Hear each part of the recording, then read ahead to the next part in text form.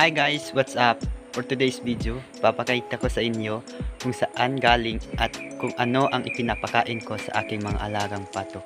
So, ito po guys is hindi mo na kailangan gumastos para mapakain mo yung mga alaga mong pato. So, let's go guys, simulan natin. Ayan guys, nandito na tayo. So, kailangan natin ng itak para kumuha ng ganon. So, hindi ko alam kung anong Tagalog nito, pero ang tawag namin dito is biha. Biha po guys. So, ayan guys, simulan na natin.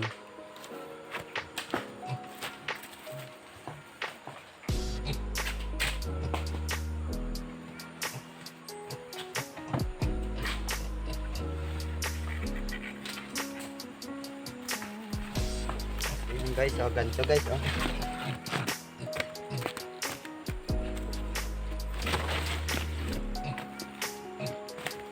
So, pwede rin yung laman guys. Kung gusto nyo kumuha ng laman nito, pwede rin.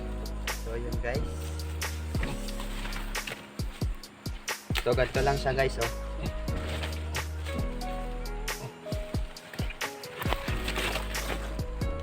So, yan guys. Okay. Kailangan natin i-chop ng maliliit. Yan guys, oh. Tignan nyo guys, oh. Ganyan lang ang gawin nyo guys.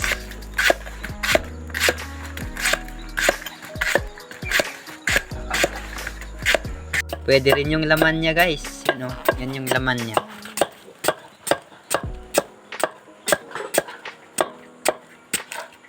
Para madali silang mabusog. Kailangan natin nilagay sa may malaking kaldero. So dyan natin isasaing yung pagkain ng mga pato.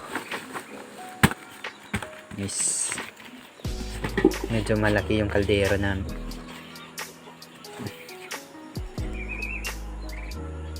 Pero pag ganitong mga paton pa guys, feeds pa yung kinakain nila, pero kumakain na din sila ng biha. So yun.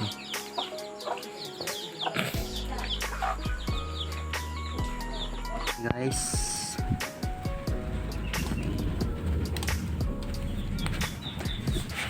ganyan lang siya guys, oh.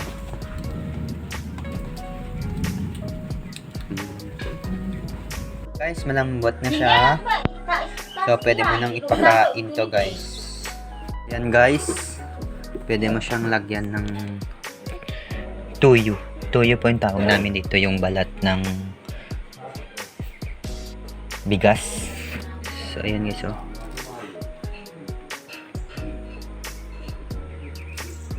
So may mga bigas siya maliliit, tapos yung balat niya po. Nice.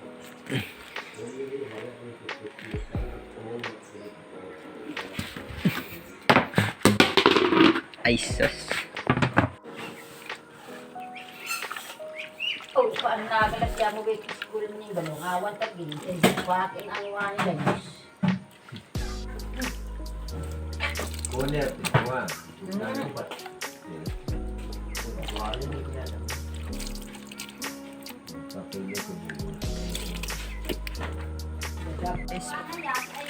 Kailangan mo siyang haluin.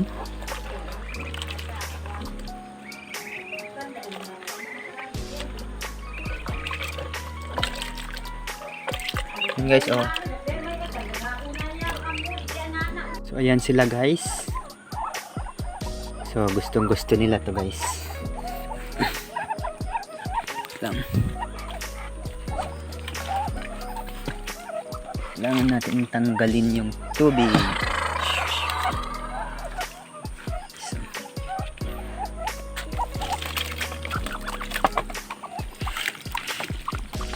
Oh shit. Hindi siya nahalo ng maigi.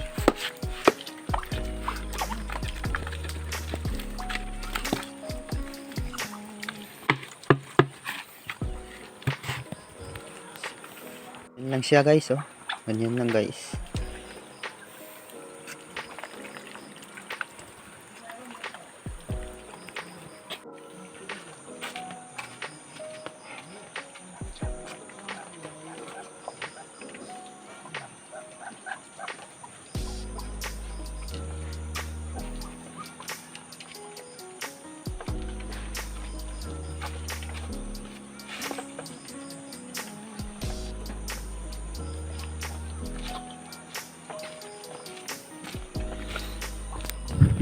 So ayan guys, tingnan natin yung itlog nila. So ang dami nilang itlog guys oh. So ayan guys oh, ang itlog na naman yung isang pato ko. And guys, ganun lang siya kadali guys. So ang kailangan mo lang is marami kayong panggatong para maluto siya ng maigi. So ganun lang po yung ginagawa ko sa mga alaga kong pato pag malalaki na sila. No need po na feeds. Kailangan mo na lang is biha and tuyo. So ayan guys, salamat sa panonood. See you on my next vlog. Bye guys.